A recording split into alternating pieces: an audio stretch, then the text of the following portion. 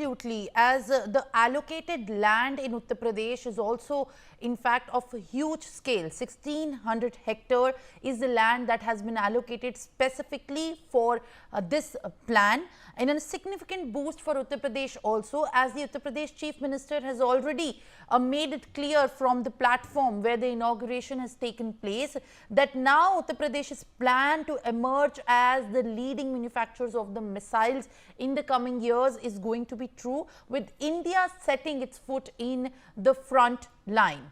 And in fact, this is what we are learning in the latest. Now, Operation Sindoor is still ongoing and confirms the Indian Air Force. Indian Air Force has written on X that the forces have successfully executed its assigned task in Operation Sindoor with precision and professionalism. IAF has also confirmed for a detailed briefing in the due course. Also, we have got this official update, viewers, that Operation Sindoor from the IAF on the X platform has been updated, and they are likely to also address a briefing in due course of time. All right, Sudhakaran, Mr. Sudhakaran is joining me live on the broadcast. Wing Commander Sudhakaran is there with me live on the broadcast. All right. Sir, as we look at, in fact, in just a few minutes from now or maybe nearly an hour, we can have possibly the answers to a lot of questions, as there has been no denying in it that the India's air prowess, and when we talk about the drone capabilities, has come to a test. And when it states of the precision attacks and also to defend its territories, despite Pakistan now behaving and resorting to its old ways of repeating the mistakes and lying even after claiming publicly of the ceasefire, has been witnessed now changing the course. But the defense prowess along with the Air Force capabilities have shown a remarkable milestone. And when we talk about, in fact, how India's territory across the border states and several sensitive zones has protected the cities and also the civilian zones, it is to be reiterated how exactly the IAF's role in shaping the entire critical and sensitive scenario around this violation, and also at this point of time the firing that has happened from both the sides has now come out. How do you look at, Mr. Sudhakaran, about the kind of technologies that the India's air prowess has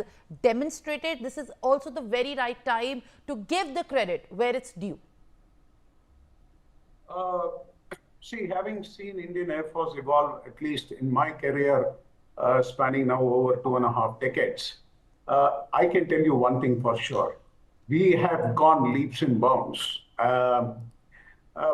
Let us compare with one of the best air force in the world, US. What does US do as a strategy when it goes and strikes an enemy territory? It uses mostly the philosophy of shock and awe, which means it technically carpet bombs. It doesn't care for human lives. It doesn't see whether it has women, children. It sends its missiles in numbers and it just, demolishes that territory. It has that prowess, it does it, and it boasts about it. Look at what Israel has done in Gaza.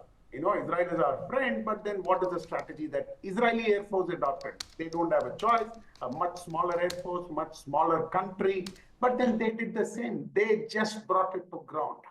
And look at what India has done.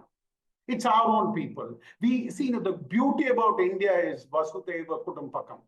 And who better than that has demonstrated it? The Indian Air Force today has considered an enemy territory, citizens of an enemy territory, as our own brethren. They protected them. We have not even made a scratch on any civilian. But for 1 and 2, unfortunately, that is unavoidable. While striking terrorist infrastructure, we always said that we will be measured, we will be proportionate, and we will hit hard till the time you come on your knee. That Indian Air Force does it. It is very easy to take a hammer and go tong-tong over it and then say, I did my job. There is nothing great about it. In fact, even when I joined the Air Force, I remember when I graduated out of my college,